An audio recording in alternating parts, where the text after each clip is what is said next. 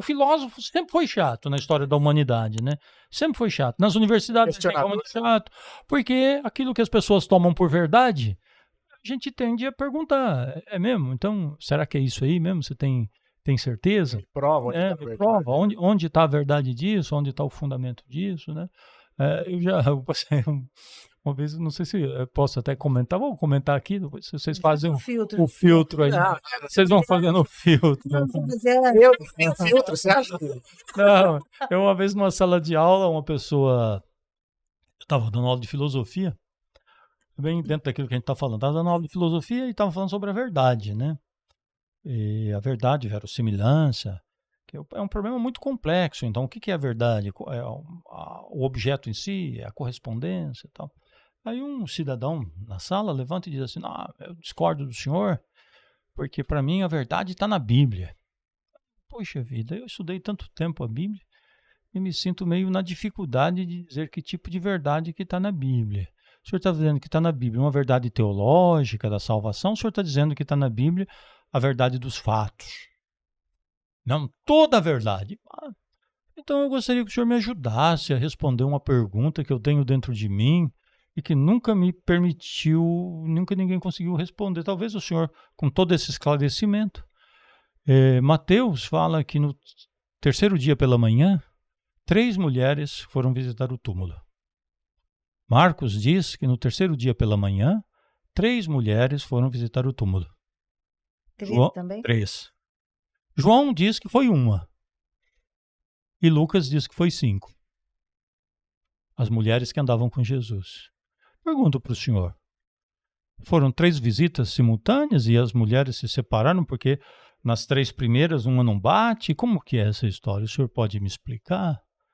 Mateus fala que Jesus subiu a montanha e falou. E recita as bem-aventuranças. Lucas diz que Jesus desceu da montanha e falou. Senhor, ele subiu ou ele desceu? Qual a verdade? Então, talvez a verdade seja, no sentido bíblico, a verdade transcende a fatos específicos, né?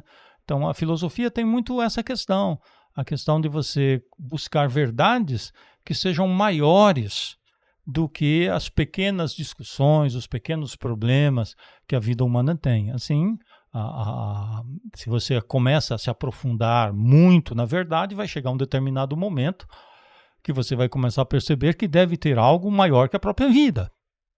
Tudo bem. Né?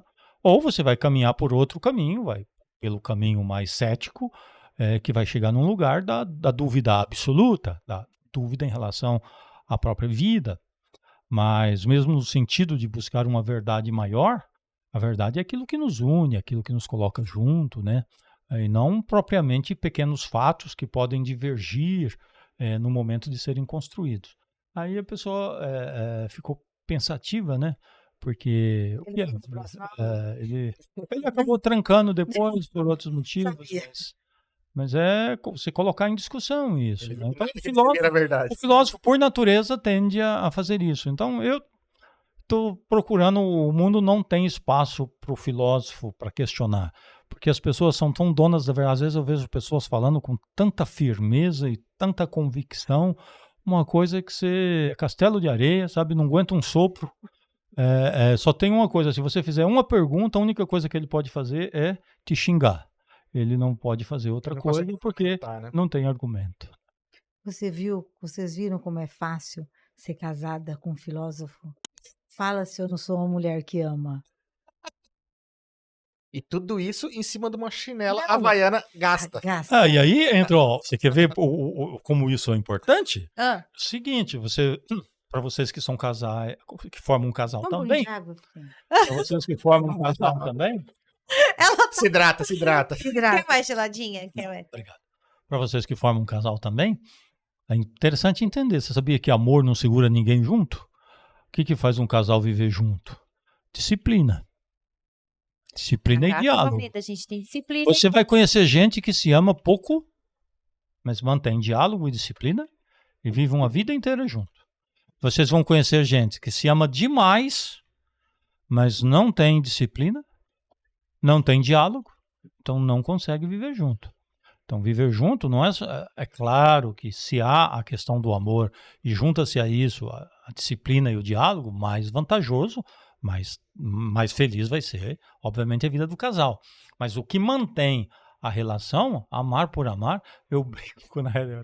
Fazer sacanagem na época que ia orientar os casais, né, para casamento. Às vezes o casalzinho jovem chegava assim e dizia: por que você vai casar?